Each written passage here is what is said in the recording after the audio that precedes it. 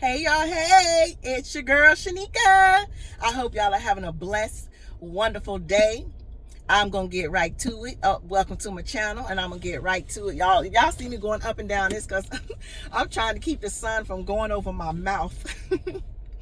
Anywho, the story I have for y'all today is called Legacies from my good old women's devotional Bible. But first, I'm gonna read an excerpt for y'all from Deuteronomy chapter 34.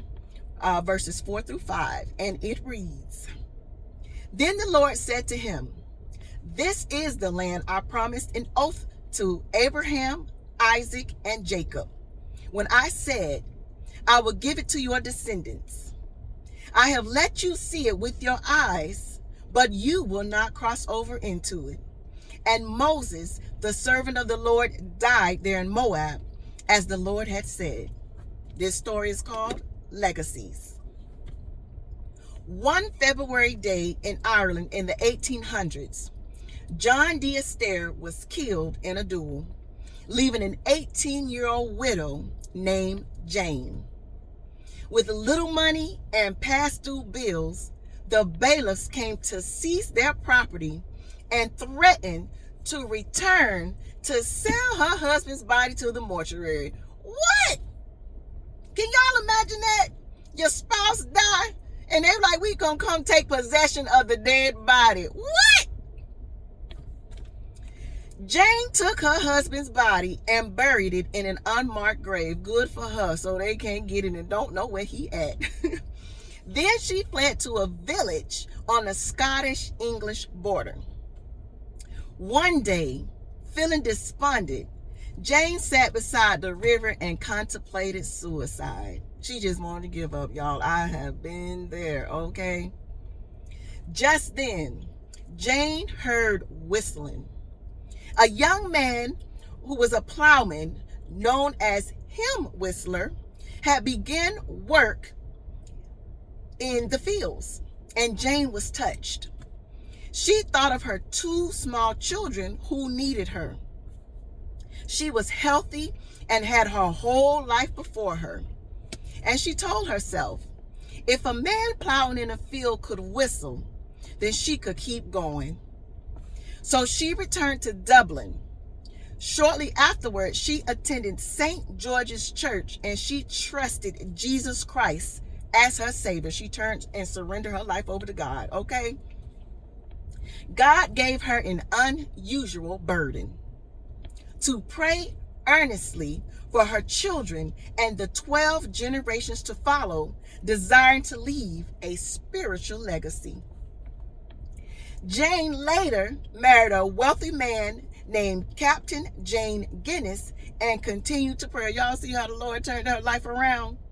Had she taken her life, she wouldn't have met that wealthy man, okay? Her son Grattan became a minister, and his preaching helped trigger the 1859 Irish revival, where up to 100,000 people came to Christ in 1 year. Hallelujah to that. I can only pray and hope that I'm able to do that, okay? Generations later, Dr. O's Guinness, son of Chinese missionaries, let me get that word right, missionaries, gained worldwide acclaim as Christ's spokesperson. Though she did not live to see all the results of her many prayers, Jane left an incredible legacy. Y'all, every time I move, the sun just, it finds my mouth. Anywho, for 40 years, Moses faithfully served God. He nurtured the promise planted centuries earlier, that his people would live in their own land and worship the one true God. Though Moses had a moment of defiance when he struck the rock, he was still allowed to see the promised land. His legacy? Well, what was his legacy? He recorded God's law for posterity. He led God's people to freedom, all the way to the brink of the promised land. What a legacy. You may not be Moses leading a nation out of bondage, but like Jane Guinness, you can leave a spiritual heritage. The most powerful instrument at your disposal is prayer. Prayer, prayer, prayer. No matter what your situation in life, no matter what your gifts or talents, you can pray for others as well as yourself. You can leave a beautiful legacy asking God that those who follow after you will impact the world for Christ. Reflection question number 1. Put yourself in Moses' shoes. Do you think he was satisfied with his legacy? Why or why not? I would say yes and I would say no. I would say no at first because y'all know how them people acting. Moses went up on the mountain for 40 days. I know it only took them 40 days to throw out everything he had taught them and act a straight fool, okay? Creating their own idols. And then he went up... Y'all, then he went up again and they were still acting a fool. They like, y'all just can't get right. Right? And what was supposed to take, I believe it was supposed to take them 2 weeks to get to the promised land. Took them 40 years. Okay?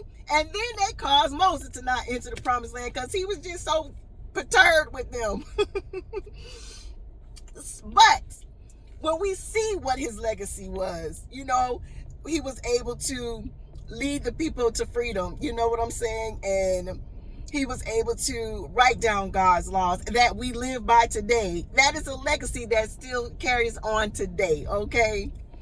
Anywho, the second question.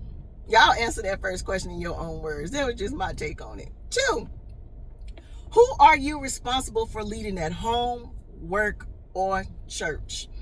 I'm responsible for leading everybody in my household because their eyes are closed, okay? But I be talking about God all day, every day, when they're not there and when they get there. You know, I teach it to my children. I try to teach it to my husband. He just like, God gonna have to come and get him. But our children, oh yeah, I definitely teach them. And then here on YouTube, whoever's willing to learn. Reflection question number 3. Pray that you will leave a spiritual legacy in your wake, and that those who follow after you will tell others about Jesus Christ. Legacies. What do y'all want y'all legacies to be? Think about that. I thank y'all so much. I want y'all to have a blessed, wonderful day. Please like, share, and subscribe, and leave your wonderful comments below, good or bad. I greatly appreciate y'all. I love y'all, and y'all have a blessed, wonderful day. Bye.